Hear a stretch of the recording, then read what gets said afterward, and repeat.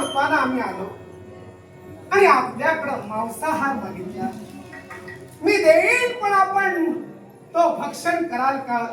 अखेर वैकुंठीच्या नारायणाला प्रत्यक्षानं आपल्या रूपात यावं लागलं. हे दधीची महल, मी आपली कसोटी घेण्यासाठी तिथं आलो होतो. कसोटीत तुम्ही उतराई ठरला, पण माझं येणं सहज नव्हे तर मुद्दाम आहे.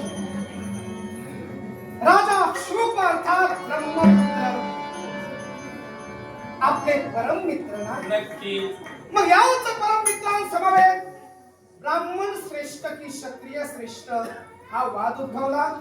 देवा, म्हणजे या वादावरून जी शुक राजाच्या नाकावर मी जो मुष्टी प्रहार केला याची चर्चा अगदी वैकुंठापर्यंत पोहोचली म्हणायला हरकत नाही. तुम्ही मृत्यूलोकात घडवितात त्याची झळ पहिल्यांदा वैकुंठाला बसते. मी तुम्हाला सांगतो, अर्थात ब्राह्मण आणि क्षत्रिय वाद तुमचा, पण वाद कुठपर्यंत पोहोचला? शिवतत्व आणि नारायण तत्व. नक्की. या विश्वाच्या ठिकाणी शिव श्रेष्ठ की नारायण श्रेष्ठ? म्हणजे नारायण हा क्षत्रियांच्या बाजूने आहे आणि शिव हे ब्राह्मणांच्या ब्रह्मतत्वाच्या बाजूने आहे. मान्य आहे मला, पण दधीची महल, आपला जन्म कुठल्या कुलात झाला? आमचा जन्म ब्राह्मण कुळात झाला. आपली पितृदेवता? आमची पितृदेवता चौवन भार्गव. चवन भार्गव ऋषी आपली पितृदेवता. आपली आई कोण? माता सुकन्या. माता सुकन्या कुणाच्या कन्या? राजा शर्यती. म्हणजे एका क्षत्रियाच्या कन्या केवळ आपल्या आई होय, आपली मातोश्री होय. नक्की. म्हणजे तुमच्या घरात, तुमच्या गृहात, तुमच्या आश्रमात ब्राह्मण आणि क्षत्रिय कन्या लग्न करून एकत्र राहतात. तुमचा त्यापासून जन्म होतो. मग या क्षत्रियांना अर्थात आपल्या मातृ कुलाला, आपल्या आईच्या कुलाला कमी लेखण्याचा अधिकार तुम्हाला कोणी दिला?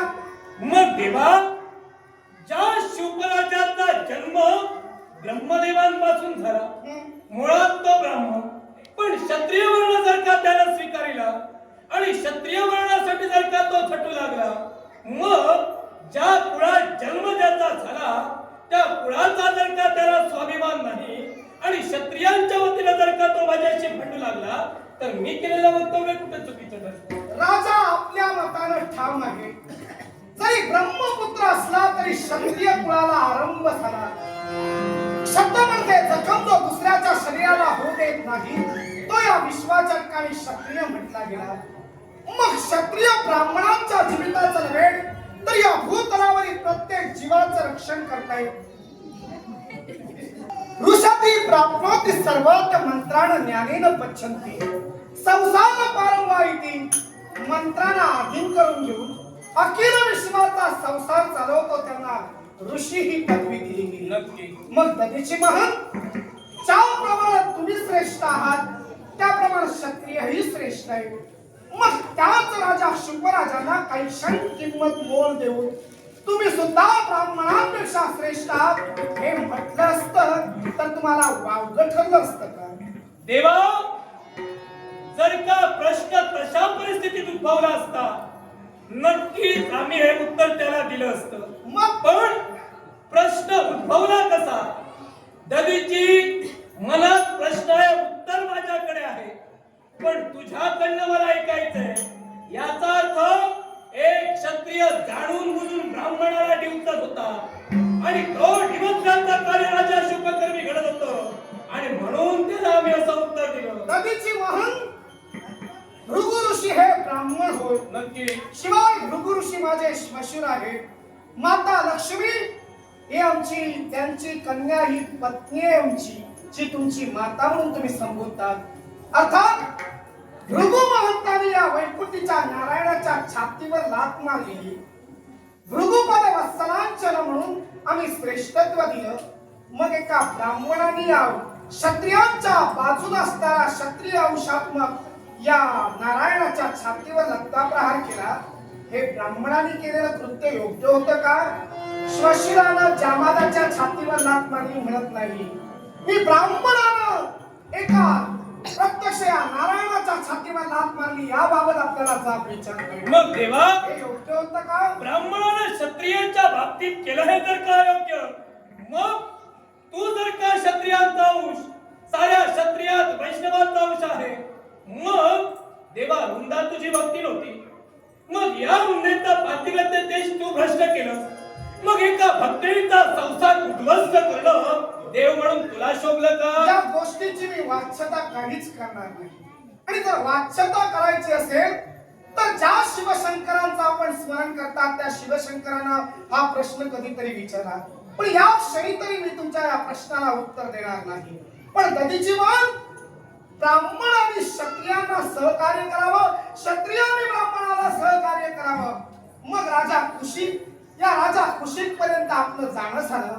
पण त्या राजा कुशिक पर्यंत जाऊन 20 दिवस तुम्ही अन्न भक्षण केला नाही, त्यांच्या गृही तुम्ही झोपून राहिला. एक ब्राह्मण आपल्या घरी आला, तो अतिथी आहे, तो देवत्व आहे. मग या देवत्वाला आम्ही नमस्कार करतो आणि त्यांनी जर का भोजन केलं नसेल तर आम्ही कसं भोजन करावं हा यक्ष प्रश्न मला भेटा म्हणून बिचारे 20 दिवस उपवासी राहिले, तुमची सेवा केली. मग 21व्या दिवशी तुमचं उपोषण का सोडणार? भूक लागली म्हणून? आम्ही म्हणजे एका क्षत्रियानं स्वतःच्या जठराग्नीवर संयम ठेवला आणि जठराग्नीवर संयम ठेवून तुमच्या सोबत 20 दिवस उपवासी राहिले. पण शेवटी या ब्रह्मतत्वाला आपली सहनशीलता सोडावी लागली आणि उपवास सोडावा लागला. मी तर म्हणेन क्षत्रिय वाटेल ते करेल. शरीराला जो केवळ शस्त्रांच्या योगे करून घाव झाला तरी त्या जखमा भरून येईपर्यंत सुद्धा कधी नेत्रातून अश्रू आणत नाही. तो क्षत्रिय ब्राह्मणापेक्षा शतपटीनं श्रेष्ठ आहे, श्रेष्ठ आहे, श्रेष्ठ आहे. राजा कुशिकच्या बाबतीत तू बोललास. मग याच ब्राह्मणाने ज्यावेळी होमयाग केले त्यावेळी संरक्षणासाठी तुला निमंत्रित केलं, त्यावेळी असुर तिथं आले नाही. ज्यावेळी गर्व तुला झाला आणि तो गर्व झाल्या कारणानं देवा तुझ्या हाती असलेल्या चापबाणाला तडकार गेला आणि तुझा शिर धडा वेगळा झाला. मग एक देव असून सुद्धा जर का मायेला आणि गर्वाला तू वाचला नाही, मग ब्राह्मण चुकला आहे सहज शक्य हे दधीची महान द्वादशवार्षिक यज्ञासाठी किंवा रक्षणासाठी, ऋषींच्या होमवनाच्या रक्षणासाठी तुम्ही वैकुंठीच्या नारायणाची त्यांनी निवड केलीच का? संरक्षणाप्रित्यर्थ तापबाण केवळ क्षत्रियांना व सुपूर्ण ब्राह्मणांनी केले. पण तेव्हा द्वादश वार्षिक यज्ञासाठी तुम्ही क्षत्रियांना बोलू शकला असता. पण क्षत्रियांना न बोलवता या वैकुंठीच्या नारायणाला रक्षणासाठी बोलविलात. केवळ आमच्या मनाच्या ठिकाणी अलंकार निर्माण झाला, धनुष्याची प्रत्यंचा तुटली नाही, तोडली गेली. केवळ वाल्मीनं माझ्या धनुष्याची प्रत्यंचा तोडली म्हणूनच आमचा शिर तुटलं. शिर जाऊन सूर्याला मिळालं. सूर्य स्वतः एवढा प्रकाशवान नव्हता, पण या नारायणाचं शिर मिळाल्यामुळं सहस्र किरणाने तो प्रखर झाला, तेजोमय झाला. मग सांगा सूर्य कोण तुमचा? देवा सूर्य नात्यानं तुमचा कोण? तुम्ही भृगुपद शाखेतील नक्की होय ना? ब्रह्मदेवांच्या शाखेतील नक्की. सूर्य विवस्वान कुळाच्या शाखेतील नक्की आमच्या हक्कीतील ब्रह्मदेवांच्या शाखेतील. म्हणजे सूर्य कवी उजेडाचा होता, माझं शिर मिळून त्याचा उजेड वाढला. म्हणून तुमच्या घराण्याचं बरं झालं की या विष्णू वंशाचं देवा देवतांचं कर्म नाव दिलं धर्माचं आणि या विश्वाच्या ठिकाणी सूर्याला प्रकाशमान केला. पण मी माझा वाद कशावर होता? विश्वाच्या ठिकाणी शिवतत्व श्रेष्ठ, विश्वाच्या ठिकाणी ब्रह्मतत्व श्रेष्ठ आणि हेच वारंवार मी त्याला पटवून देतो. ज्या ब्रह्मदेवानी केवळ यज्ञ आरंभ दिला आणि या यज्ञाच्या वेळी सावित्री माता केवळ आपल्या चेहऱ्याला आणि आपल्या अंगावर केवळ वस्त्रालंकार घालण्यासाठी निघून गेली. काही क्षण थांबा म्हणून सांगितले. तेव्हा यज्ञ आरंभ करण्याची वेळ आली आणि यज्ञ आरंभ करण्यासाठी तिथं पत्नी हाताला हात लावायला कोणी नव्हती. म्हणून शेवटी एका गवळी जातीच्या स्त्रीला केवळ हाताला हात लावायला सांगितलं आणि आपली बायको म्हणून यज्ञ पूर्ण केला. म्हणजे या ब्राह्मणात तेव्हा ब्रह्मदेवाने हे कार्य केलं. एका गवळी जातीच्या अर्थात ती देवता ठरली हा नंतर प्रकार आणि तो देवताचा खऱ्या अर्थानं मंत्रोच्चार सुद्धा तुम्हाला आणि प्रत्येकाला कर्मप्राप्त ठरला हा विषय दुसरा. पण त्यावेळी ब्रह्मदेवाने हे कृत्य केलं. मग ब्राह्मणांनी केवळ या क्षत्रियांपेक्षा श्रेष्ठत्वाची बाजू सांगूच नाही. हा नारायण क्षत्रियांच्या बाजूला आहे तेव्हा ब्रह्मतत्वाला स्वतःहून सांगायला हवं की हा नारायण शिवतत्वापेक्षा श्रेष्ठ आहे, ब्राह्मणांपेक्षा क्षत्रिय श्रेष्ठ आहे. तेव्हा शिवतत्वापेक्षा विश्वात कोणी श्रेष्ठ नाही आणि ब्रह्मतत्वापेक्षा क्षत्रिय श्रेष्ठ नाही आणि तुझा विधान तुम्हाला मान्य नाही. मग त्या विधान कधीची महंतांना पटवून देणं म्हणजे मान्य करायला लागेल. वाटल्यास संयम सोडील. पालन करता म्हणजे विश्वाचा जो नटलाय तो हनन करता होईल आणि तुमच्याशी वैमनस्य धारण करेल. देवा तुझा तो जन्म मला मरणारच आहे. असं सत्वाची बघितले पण तो हात माझ्या तत्वाचा आहे. या तत्वाच्या वादात सत्व कोणत्याला गेलं तरी चालेल. शतक प्रतिशांत्यम. अरे कोंडला कोंडला देव देऊळी कोंडला. अरे कोंडला कोंडला देव देऊळी कोंडला. पारे सांडला सांडला भाव भक्तीचा सांडला. पारे सांडला सांडला भाव भक्तीचा सांडला. अरे कोंडला कोंडला देव देऊळी कोंडला. भक्तांसाठी केला उभा हा संसार.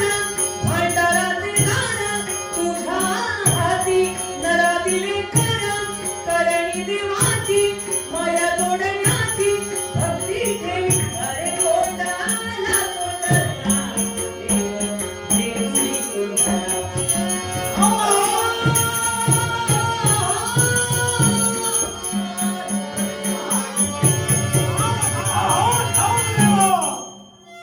एका क्षत्रियांच्या वचनातून माझ्याशी द्वंद्व करण्यासाठी तत्पर झाला आणि तुझ्या कर्मीने केला शिवनिंदा झाली, ही रुद्रनिंदा झाली आणि म्हणून या कधीचिंता तुम्हा साऱ्या देवताला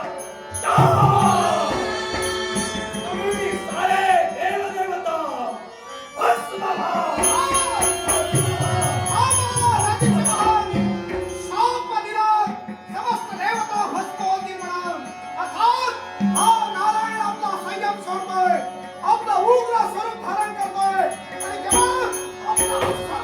हरि ओम नमो नारायण. हरि ओम नमो नारायण. हरि ओम नमो नारायण. हरि ओम नमो नारायण. हरि ओम नमो नारायण. हरि ओम नमो शिवतत्वात जायचंय. या शिवतत्वात उतरू. महानारायण. शिव शिव शिव शिव शिव शिव शिव शिव शिव शिव शिव शिव आदि अनंत शिव आदि अनंत शिव शिव शिव शिव शिव शिव शिव शिव शिव शिव